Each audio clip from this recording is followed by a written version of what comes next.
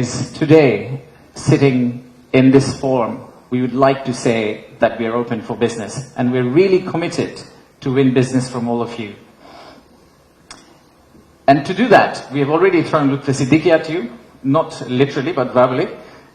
We'll also throw a Nobel Prize winner at you. We'll do anything to make sure that we win business from you. But first, I would like to take you to future.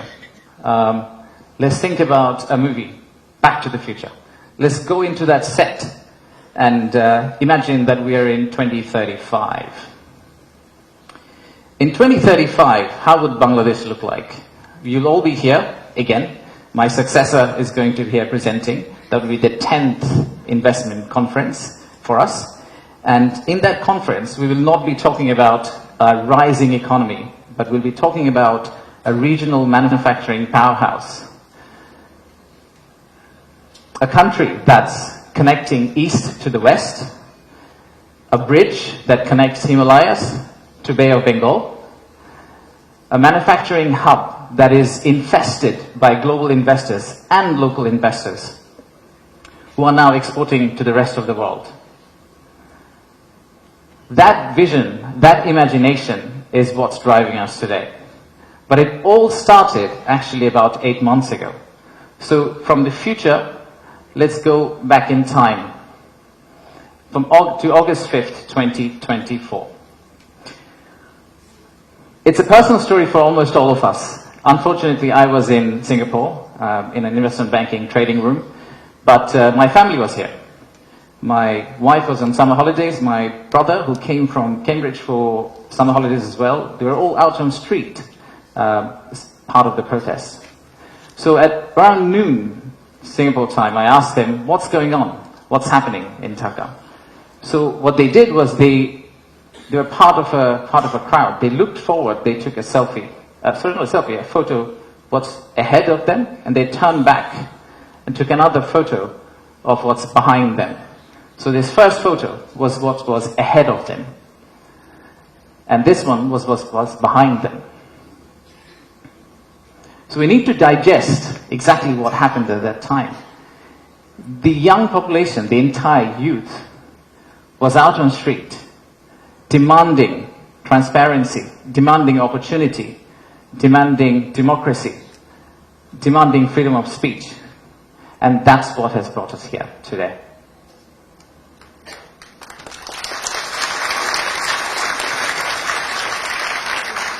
So today, the expectations are very high. The young population of our country, they're global.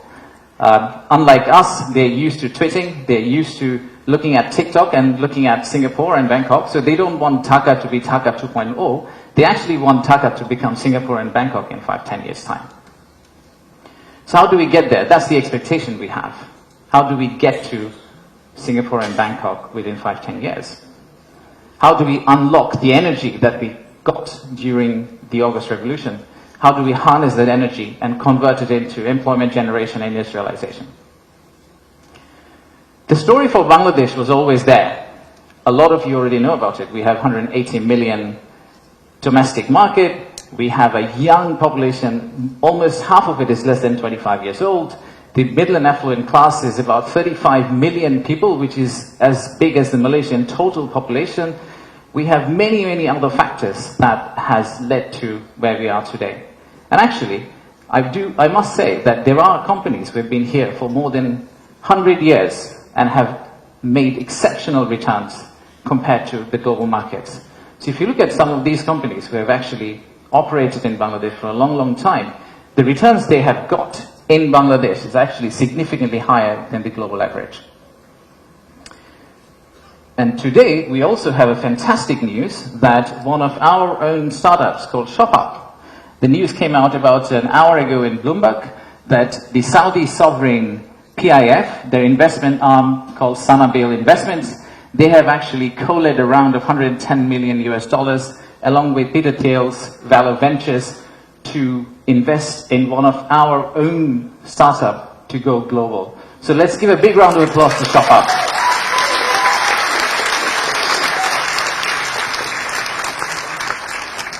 So that's today. So what's tomorrow? How do we go from here to the vision we have for 2035? So this $180 million story, or 180 million people story, is not enough. I think we need to redefine market. We believe the market is actually much larger. When we talk about market, we should be talking about a much larger regional market which you could potentially serve out of Bangladesh. You set up your factory here, you export out to all these markets. At the same time, I would expect these markets to set up their factories and push it back to Bangladesh. Use the ports of Bangladesh and potentially export out to the rest of the world. So the narrative that we've had of why invest in Bangladesh is not really a domestic market 180 million story. It is a regional story and it's a global story. To further strengthen ourselves, we have decided to enhance our port capacity. In Chittagong area, what you see now, we are actually tripling that within the next few years, which is essentially allow this region to consider Bangladesh as one of the biggest logistical hubs. However, that's not all. We need to do a lot more. So at the beginning of interim government's period, we actually decided to talk to more than 200 CEOs and entrepreneurs who actually are doing business in Bangladesh today. And we wanted to understand how can we convert our critics into our ambassadors. They are the only ones who could potentially bring business for us. They are the only ones who, if they travel abroad and say Bangladesh is a great place for business, that's when we are likely to get more investment. So we divided all their complaints into two groups, or the solutions that came out of their complaints. The list of challenges are very long. It's from the earth to the moon and back. But we whittled it down to a few action items, some of which are short-term wins, so some of that you see here, some of which are actually long-term policy reforms that we would like to also undertake and set the direction of travel for the country in the right course so that the incoming government, the next government, the political parties who come and start driving this economy, they can follow the same script for us. I'll give you a few examples. Let's start with, we talked about a true one-stop service. There are two elements of one-stop service. The first one is the human element, and then there is the digital element. In the human element piece, what we have decided to do is we are going to co-locate the primary agencies, the high touchpoint agencies for our investors in one location.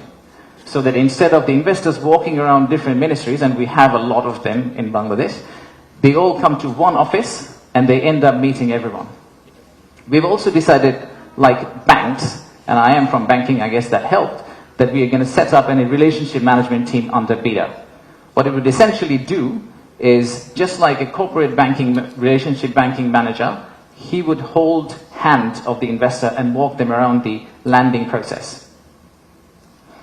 Let's take another example. Our friends in National Board of Revenue helped us set up the authorized economic operator. It's essentially the green channel, or widely known as the green channel setup, where if you're a good customer, you are able to circumvent some of the custom checks and fast track your process through the ports. That has been picked up as one of the biggest challenges that we have, the time it takes to go from your factory all the way to your customer. And finally, let me show you one more example of policy change. So as you all know, there are many government agencies. We also know there's private sector. The dialogue between private sector and government agencies has not necessarily always been the most collegial. So how do we break that apart? The first thing we need to do is to club the government agency into one. We need to show one face. We need to be one outfit for our customers, our investors, and then create a bridge between our private sector and the government of Bangladesh. So what we are planning to do is to set up a private sector advisory council that will actually counsel the head of state directly on a regular basis, essentially voicing the changes that they would want to drive the economy forward. So these are some of the examples of what we are planning to do. And if we are able to do that, we do believe that we will get to the end, the vision we have for 2035. Now, of course, there are many, many other factual reasons, statistics, tables, Excel files that I can share with you to tell you why you should invest in Bangladesh. In fact, the next slide will have a QR code which you can scan and download, which will have essentially this presentation. So you didn't have to take the photos of the presentation, by the way. You will have this presentation, and you will also have an appendix of facts and figures and why we think competitively we're actually in a very better place than our competitors.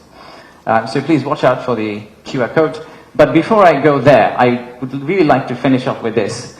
There are economic reasons to invest in Bangladesh, but I really don't want you to invest in Bangladesh for the economic reasons. If you really think about investing in Bangladesh, think about investing in Bangladesh because of the transformational journey you're going to be part of. For the odd mixture of warmth and resilience our people have,